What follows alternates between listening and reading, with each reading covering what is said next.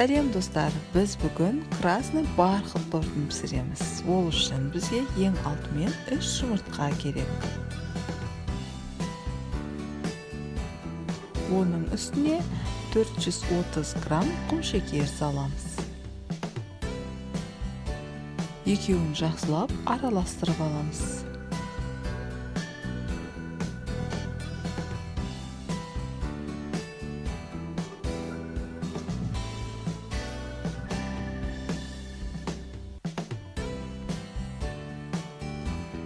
Барлығын жақсылап араластырып аламыз.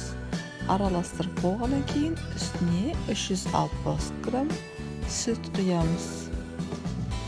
Оның үстіне 150 грамм сары май құямыз. Және де 70 грамм пістен май құямыз. Барлық сұйықтығымызды салып араластырып аламыз. Бір келкі сұйықтық шыққаннан кейін оның үстіне жайлап ұнтақтарымызды саламыз. 470 грамм ұн саламыз. 1 ас қасық какао ұнтағын саламыз. 1 ас қасық көпсіткіш саламыз. 1 шай қасық сода саламыз.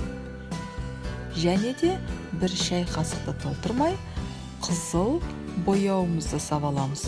Бояуымыз ұнтақ күйінше салынды. Өз басым осы бояуды әдемі түсін келтіру үшін ұнтақты пайдаланамын.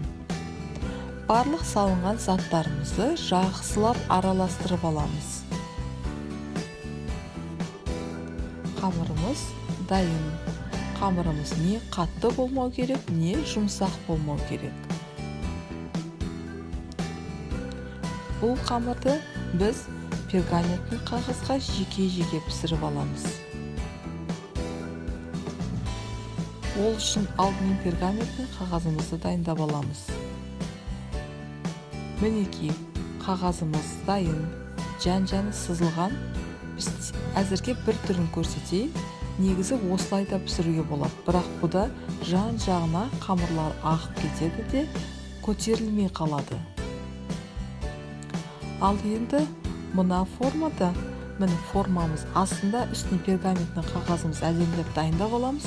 Сонда бұдан әдемі болып көтеріледі, жан-жанына ағып кетпейді. Шетіне ағып кеткен қамырларымыз сол ортада қалып, әдемі болып көтеріліп піседі.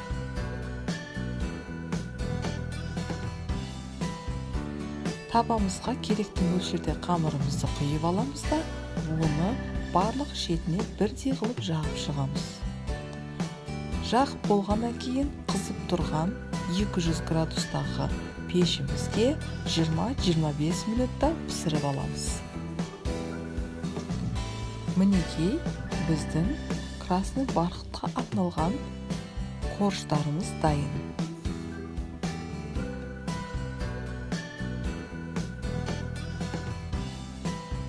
Ал енді біз крем жасауға дайындалайық. Ол үшін бізге сливки 34% керек. Мен барлығын пайдаланамын.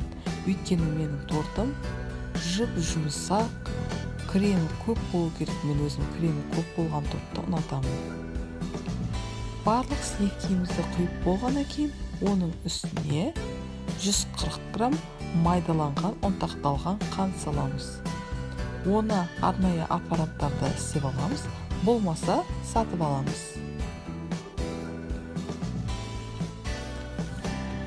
Ал енді миксерді пайдаланамыз. Миксердің 6 жылдамдығы болады. Креміміз әдемі шығу үшін ең алдымен бірінші жылдамдықта бастаймыз. Бірінші жылдамдықта 2-3 минуттай істеп, біртіндеп көбейтіп отырамыз жылдамдығын. Не үшін олай жасау керек? Креміміз біздің әдемі болып бір келкетіп шығу керек. Егер біз бірден қатты жылдамдықтан бастап істейтін болсақ, біз кремімізді құртып қоюымыз әбден мүмкін. Сол себепті ең аз жылдамдықта бастауымыз керек.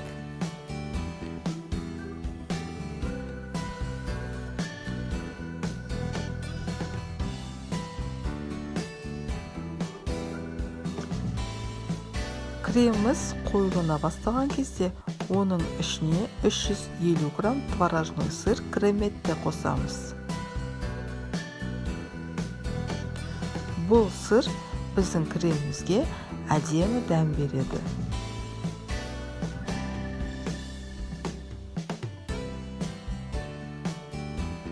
Барын салып болғаннан кейін креміміз жасауын ары қарай жалғастырамыз.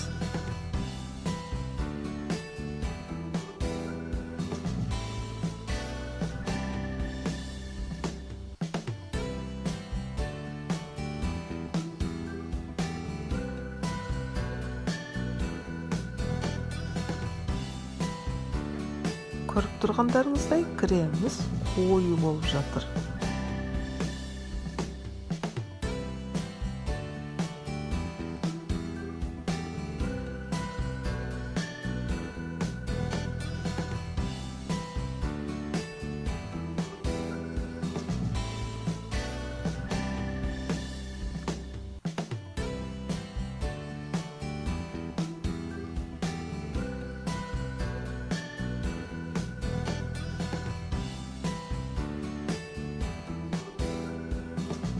Мінекей, креміміз дайын.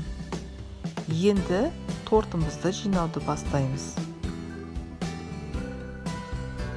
Бірінші коржымызды қойып аламыз. Оның үстіне кондитерский мешокқа құйылған кремімізді әдемілеп жағып шығамыз.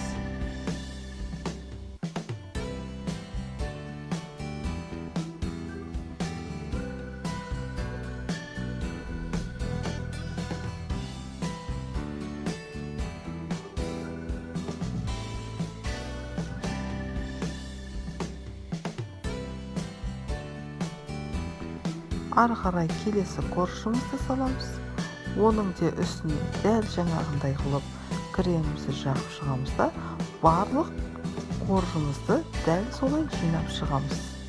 Мінекей, сыртына кремін әдемілеп, барлық жеріне бірдей қылып жететіндей жағып шықтық. Енді біздің тортымыздың сыртын безендіру ғана қалды. Пісірген корждарымыздың ішінен біреусін міндетті түрде алып қаламыз.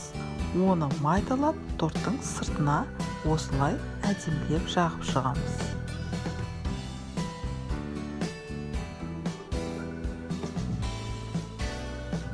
Мінекей, барлығын жағып шықтық. Ары қарай өз қалауларыңыз бойынша әртүрлі жемістермен сәндеп қоюға болады. Ас болсын.